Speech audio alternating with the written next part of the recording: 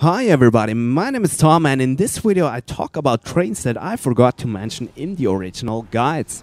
The first one is here in the diner, and you maybe remember that I mentioned a train in front of the garage. One was like between the garage and the diner, but there is now a third one, and that one is around that lava pool right in front of the diner here.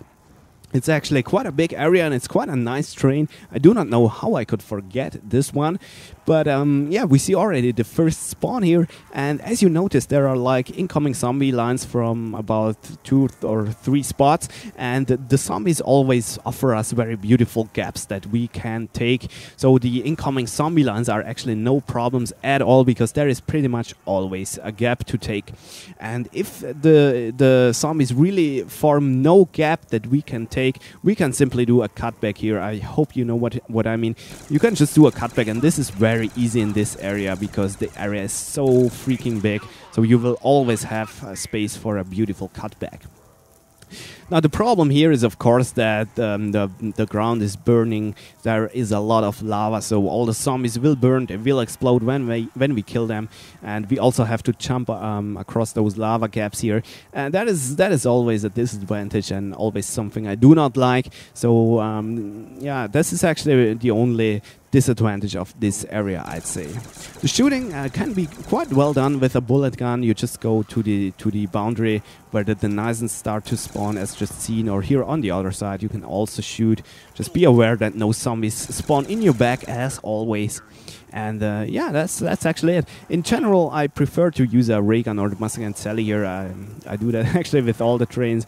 But yeah, I just like it a little bit better because that spot here can be used quite well to make a very compact zombie horde, which is just perfect for the ray gun.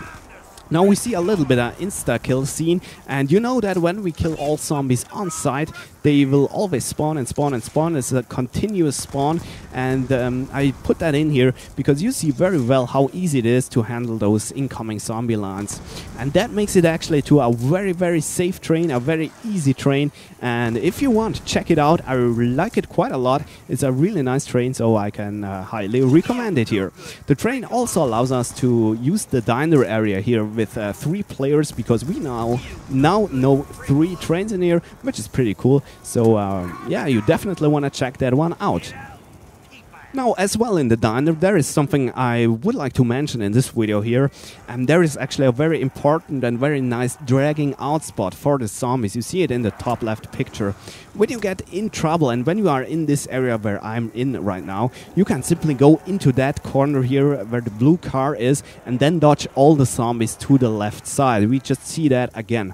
So imagine I'm in trouble, I go to this corner here, I wait for all the zombies to come, and then I dodge them all to the left side. That is very important, and I use that quite often when something is going wrong.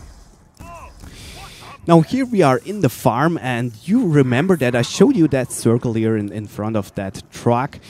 Just doing that move right here that you see in the moving picture. Now, the problem with that circle is that there is like a very mean gap that killed me quite often, and it is quite important for me to mention that in this video here. And yeah, I just show you that in the top left picture, and let me explain that to you. Well, the gray stuff there on the right side, this just indicates the border of the map, so this is inaccessible stuff right there. And now when you follow the orange line, when you make the circle quite big and you follow the orange line, what will happen is that a lot of zombies spawn out of the house, and they will just be at this boundary of the accessible spots. And when you face the zombies right there, they form like a corner, or they form like a gap, and this always happens right next to that tree that is on the outside there of the map. And I don't know how often this killed me until I catch that. I just have to make the circle a little bit smaller, and you see that in the picture that is moving, not in the still image, how it is actually done correctly. And that is really important. You just want to stay away from that tree as far as you can. That is actually the message here. So stay away from that tree spot there. Do not reach the boundary of the map. Always be a little bit away of it, and then you are perfectly safe. Otherwise you can get blocked, cornered, trapped, whatever you call it, and you die. So stay away from that tree. The third time now said. I hope you catched it. It's really important. Now also here's something in the farm. You know that very big spot here in front of the farm door. This area is actually so huge, and I do not know if I mentioned that quite clearly in the original guide. So what you can do here, because that area is so big, you can actually run 2 or maybe even 3 circles here, and this is of course perfect for a 2-player strategy. You can be both, or both players can be here, one using the left side of this spot here and one using the right side. This works absolutely well and is no problems at all. The problem is just that one player doesn't get that many zombies, but whatever. And if you play solo, you can, if you want, you can use the full area here, and just be aware of how fucking big that area is. I don't know, this is probably the biggest circle here in the whole Black Ops games I have seen so far. It's amazing how big this is, and yeah, I just wanted to say, be aware of it. And now I'd like to show you the AK-74U train that I forgot. It's quite nice to know about this one, because sometimes you get in trouble here, you get cut off by the bus or whatever, and it's quite nice to know about it. Well, I just make this train very, very small. You see it in the top left picture. I just use the spot in front of the AK-74U, and I do not go down here. You actually could do that, but I think this is not very good when you use that area down there too. So I'm just using the spot up here, and this leads to a very, very small circle. Therefore, I can't find time to shoot with bullet guns, and I will just be using the ray gun or the Mustang and Sally here for that. If I used bullet guns, I would probably wait for a max train and then go down towards the bus and shoot right there, kill the train, and then go back up here. Now in the top left picture, you see the spawn points indicated by the red arrows, and you see that there is mainly like one incoming point of the zombies, and that means that the zombies do often form quite brutal lines that you can't dodge. There is no gap between that incoming zombie line that you could take, and therefore you have to execute cutbacks extremely often here. So you always want to prepare for a cutback. So you always want to make or plan your way in a way wait, let me say that again. You want to plan your path in a way that you will always have space for a cutback. I think that is extremely, really important here. And then there is that other spawn point. This is just here, actually almost crossing your path, and zombies that will spawn out of the ground there, but you can always just run around that spawning zombie there. And here we already see the second last train in this video.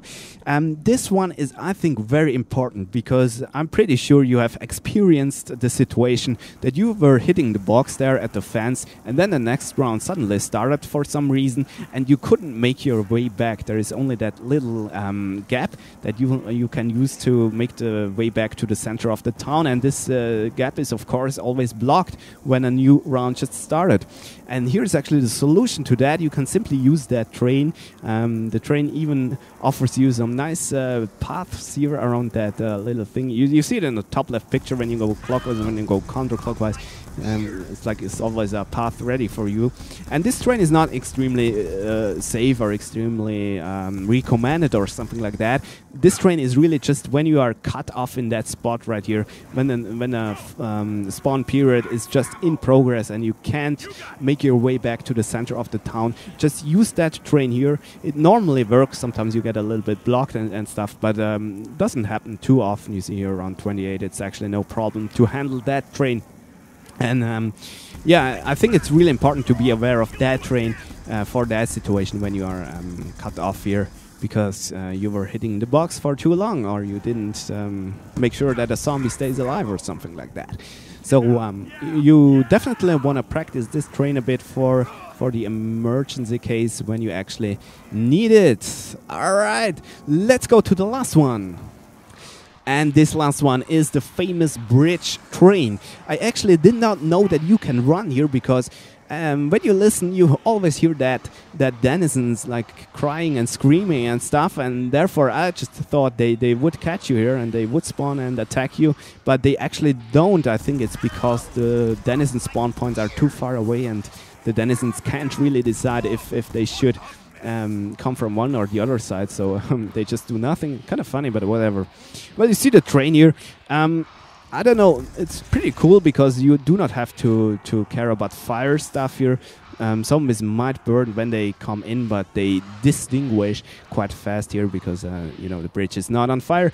But the major problem with that train is that it is extremely slow. Not only the denizen spawn points are far away, also the zombie spawn points are far away, and those far away spawn points always mean that the zombies need to run a long time till they reached our spot here. And I don't know, really this train is so slow that I definitely can't recommend it. You can do it if you are just like in whatever, if you just came here and too many zombies are in your front or so, you can quickly do that train to organize the zombies or something like that. Or when you fell off the bus, when you were on top of it and you fell off because the bridge thing is there, pushed you down, you can use that train or so just to organize the zombies quickly. But you shouldn't do that as a long-time strategy because it's so freaking slow. You maybe want to also watch the video where I compare the 3 or 4 most or safest, there's 3 or 4 safest spots. Bridge is also in there. And you see that bridge is definitely, absolutely one of the slowest trains you can do in Green Run. Now, but slow trains also mean that they are extremely safe, so you do not have big problems here about safety in that train. So if you are maybe rather new to the game and if you want to maybe rather take a safe train than a fast and risky one, you can use that one too. Alright, so that was it actually. I hope you enjoyed this video. I'm probably still missing a lot of trains. I mean, you can run in so many spots. It's kind of impossible to cover all of them. But I think now with this video we have the most important spots for Green Run. So have fun. See ya. Bye.